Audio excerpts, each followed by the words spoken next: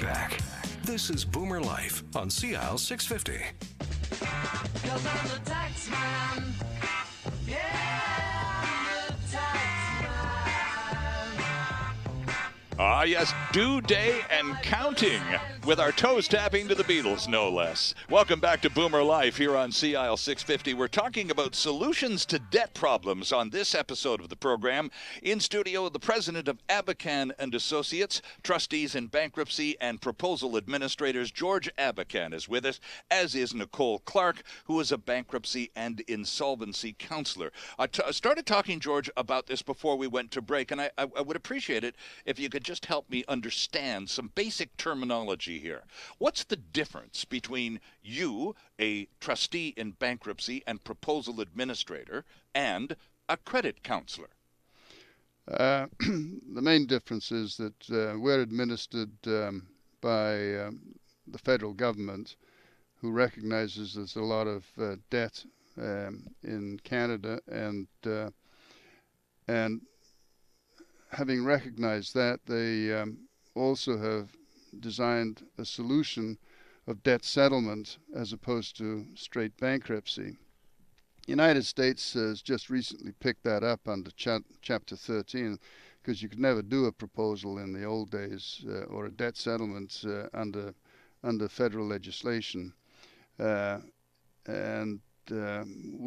had it in for a long time, since 1992, and the debt settlement routes, when you compare it to, say, the credit counselors aren't federally administered. Okay.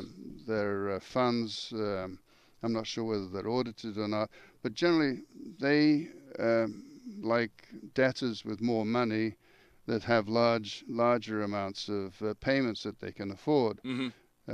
When it starts to get to a situation that they really can't afford to pay the amount of money that the credit counselor has managed to settle on them by way of interest, etc., reducing the interest or even reducing the principal in some cases, then the credit counselors by and large refer them to people like ourselves. Oh, interesting. So you do get referrals from colleagues in the industry who are credit counselors then? A significant amount. Because you are an officer of the court, yes? Right. And only trustees are allowed under Canadian law to authorize both bankruptcies, of course, and consumer proposals, correct? Yeah. Yes, a settlement under the Bankruptcy Act. Yes, we have to take courses. We have to be approved. We have to pass exams, and we're actually examined on a regular basis by the Office of the Superintendent of Bankruptcy. And judging by the stressed-out expression on Nicole's face, who's right in the middle of taking the tests and the exams these days, they're not easy, are they? No, they are not easy. They are not easy. Talk to us. We're right in the middle of tax time. We just played Taxman, for crying out loud. The due date's coming up here this week.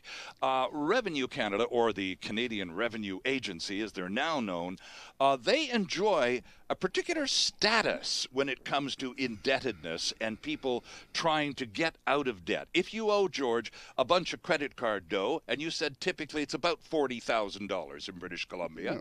if you owe tax arrears to the government in addition to your credit card stuff, how does that get resolved? Does the government, it doesn't get treated the same way as your credit card companies, do they? No, I think they actually get treated the same way. Oh, is that right? But they do have a power from the point of view that if you owe a lot of tax, the other creditors need to be over 50% going for the settlement. Otherwise, Revenue Canada can vote against it.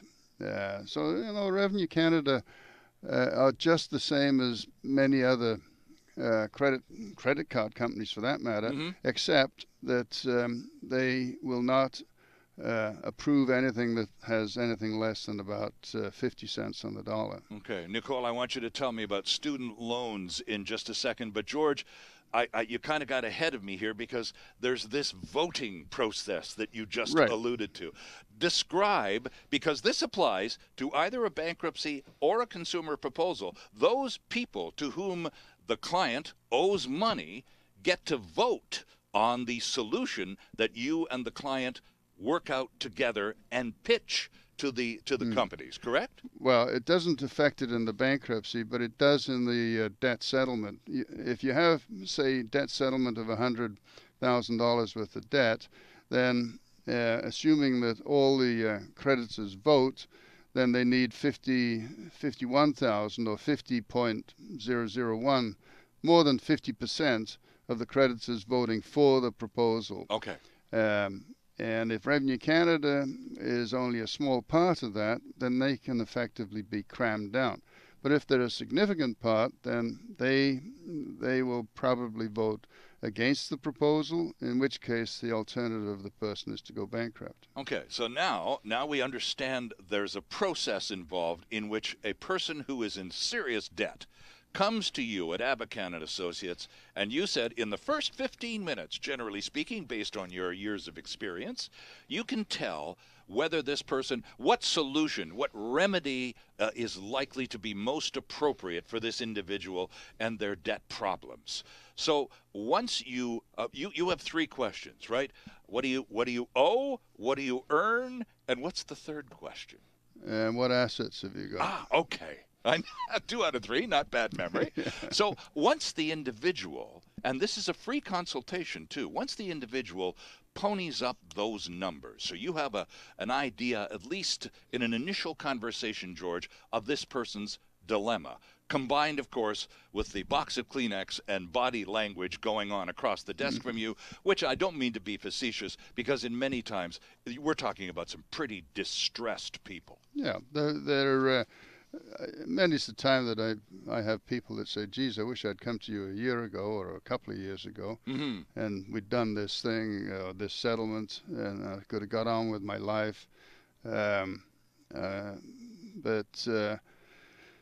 Many people that I do talk to, they don't have any assets. So the last question, which I have to ask them, obviously, RRSPs are exempt from seizure by a trustee. Okay. And in the Bankruptcy Act. Most of the people that would come to my door don't have a TFSA, or if they had, they've already run it through. They may have, the odd one may have an RESP, and what we would generally work out is that we have a way of having them pay it back to us. So if it's worth, say, $5,000, then over the period of the proposal or settlement, they'll pay it to us. I suppose, you mentioned RRSPs, and here's a kind of a sad fact, because a lot of people, Canadians are by and large honorable people. If we're in debt, we do our damnedest to try and get ourselves out of debt, because that's what we believe to be the right thing to do.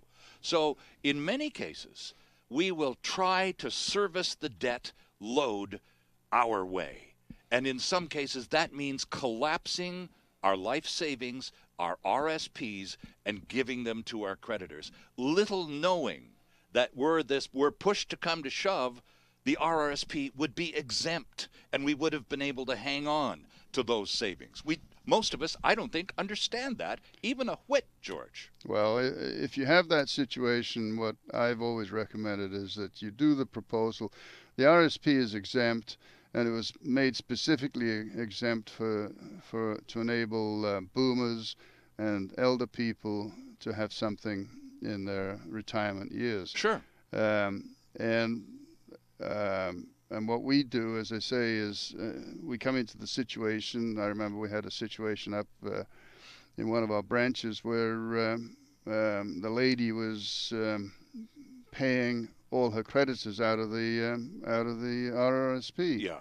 And she'd ended up from having a decent RRSP of a couple of $100,000 down to zero almost. Right. And that really is tragic. But again, that's, I think, simply a case of not knowing any better. Yeah. And the instinct to do the right thing, no matter how traumatic the circumstances, is still pretty strong. So people end up really kind of shooting themselves in the foot with respect to some of their RSP savings, don't they? Yeah, well, they should actually talk to myself, for instance, and I mean, it's a free consultation. Sure. We don't charge anything for it. Our fee is actually taken out of the payments, and it's governed by the federal government. Right.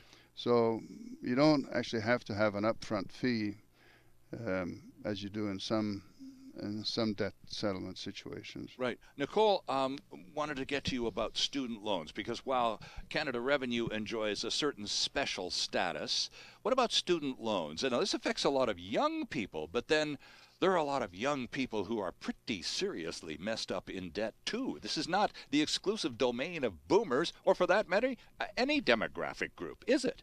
Yeah, that's true. And, you know, a lot of these people, students that owe money, they're also living at home or being supported by their family members Right. as well. So the student loans is similar in the debt settlement proposal or bankruptcy. All creditors are treated equally. So like George had explained, with the voting for Revenue Canada, again, it would be the majority vote. So quite often with student loans, they aren't always the majority.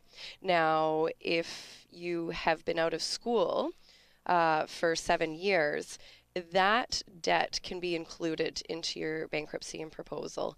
And if you haven't been out of school from 7 years from the date of you filing, then what happens is that debt would survive less any dividends that would be paid out from the bankruptcy or proposal. Oh, really? Yes. So that's different than how Revenue Canada is, because the debt from Revenue Canada wouldn't survive the Right, past. right. Yeah.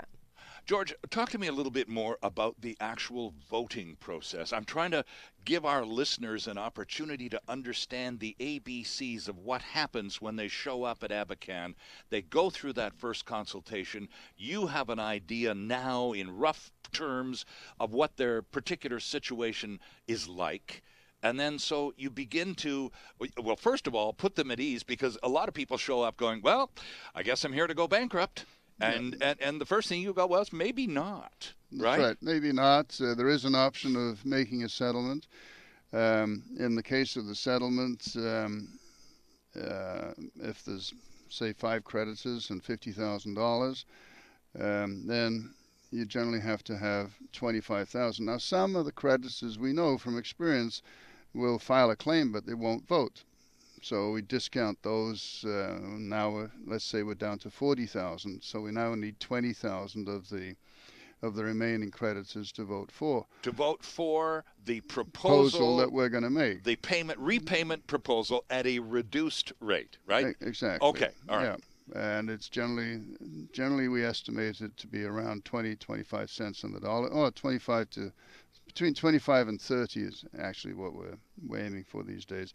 And so then we will submit the proposal to the creditors. And the creditors then have 45 days to think about it. Okay.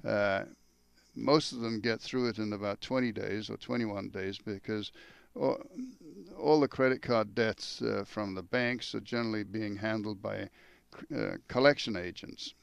So they're pretty sophisticated in the way that they work.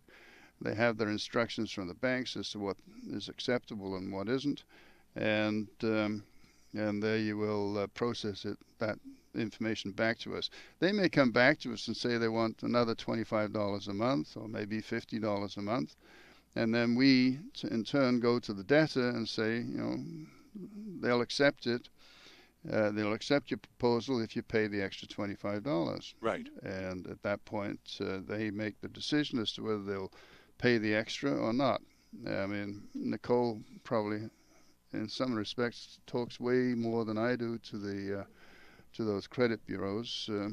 Yeah, the banks, most of them now have a third party that goes through all of that information with them. Okay. And getting back to Revenue Canada, quite often what they will look at before approving a debt settlement or consumer proposal is, what has your past experience been with them? Have you been in open communication? Were you nice to the collector? Have you been compliant? with filing your taxes or GST or payroll, etc. So sometimes they'll come back and they'll say, okay, we'll accept the proposal for this amount. However, we do want a compliance clause. So going forward, you do file your taxes when they're due and you do pay what's due. And then they'll accept the proposal. Oh, okay. So they're prepared to allow you to get caught up with them, provided you agree to behave yourself in the future. Otherwise, it's a default of the proposal. Yeah. Oh, Yeah, so okay. they actually force us to write that clause in the proposal, so then it's binding on the debtor. And if the debtor doesn't comply, As in the next year on the next time. year, well, then the proposal is automatically in default. A proposal, a debt settlement, is really a combination of the imagination of the maker of it and also of all the participants. Right. So, I mean, you can have all sorts of clauses in there if you want.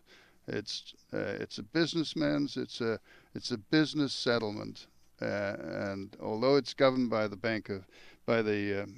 Bankruptcy and Insolvency Act, it's still governed by business. Do these clauses that Nicole just referred to, for example, this "I'll behave in the future" clause for Revenue Canada, do they get added in fairly commonly then, George? Nowadays, yes, they seem to be asking for that on each proposal. Oh, is that right? And that's Revenue Canada. I don't really know what their threshold is, but an agent once told me it was around $25,000, and they wouldn't be filing a proof of claim if it wasn't over $25,000. I have seen other files where they have, so it really depends on what your past history has been.